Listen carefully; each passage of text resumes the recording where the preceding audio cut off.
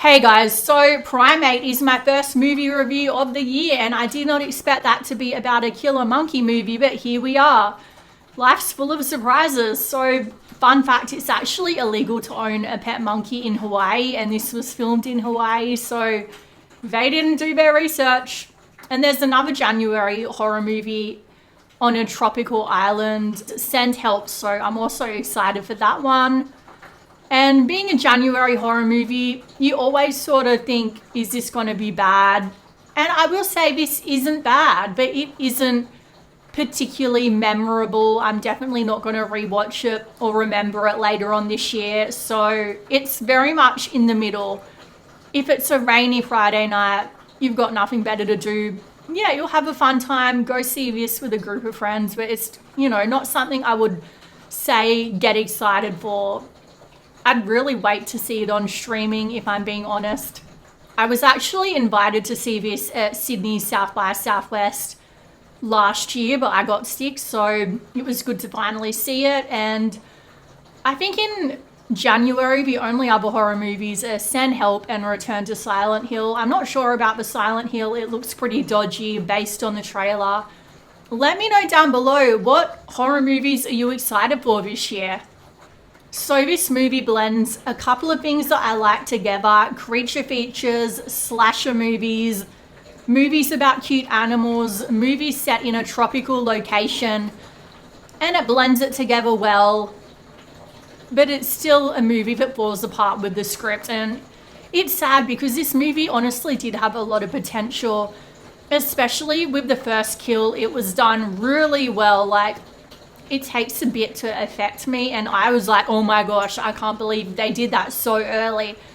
But at the same time, I feel like they sort of overplayed their hand too soon, because later on the kills were less and less impressive as the movie went on, and it should be the other way around. But when it came to the way the monkey looked, okay, so I'm always going to be a very, very strong advocate for animatronics over CGI. It always pays off. It always makes the movie look better and stand the test of time. Like with Jurassic Park, it stands the test of time so well because they had the focus on animatronics. And the monkey here, I think it's a combination of animatronics and like a guy in a costume.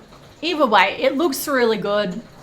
The guy directing it also directed The Other Side of the Door, which is a pretty good horror movie if you haven't seen it. It's set in India, and I haven't really heard of anything else that he's done. This movie had some pretty good suspense and build up to those moments, and that's a point in its favor. I feel like it could have expanded upon it a bit more though. The characters and acting, look, the acting was fine. Nothing stood out as bad. But I wasn't invested in the characters. I didn't really care whether they lived or died. And in movies like this, you always want to be rooting for them, because when you have that connection to the characters and you want to see them make it, it just adds to the movie. Here, they were cannon fodder, if I'm being honest. I didn't hate them. I've seen some other reviews say they were really obnoxious and annoying. And look, I didn't find that, but I didn't really care about them either. So one thing that I really liked was how genuinely unsettling Ben the monkey felt at times.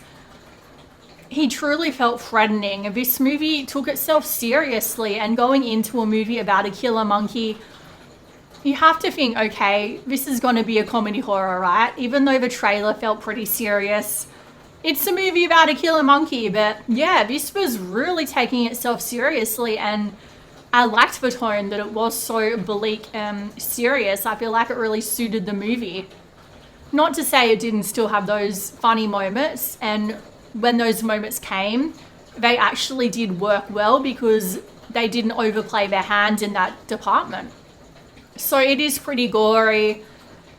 And look, when it comes to Ben, I feel sorry for him because he has rabies. He's not actually evil, and we see him at the beginning of the movie when he's just a lovable family pet. So it just adds this horrible feeling like this poor monkey isn't actually evil. It's sort of like Stephen King's Cujo. I think he had rabies too. So yeah, look, Like I said, it's definitely worth a watch on streaming, but I really wouldn't go out of my way for it. I'd give it a 6 out of 10. Let me know what you guys thought of it down below. Feel free to like, comment, subscribe, all of that YouTube stuff. Let me know what horror movies you're excited for, and I'll see you in the next video.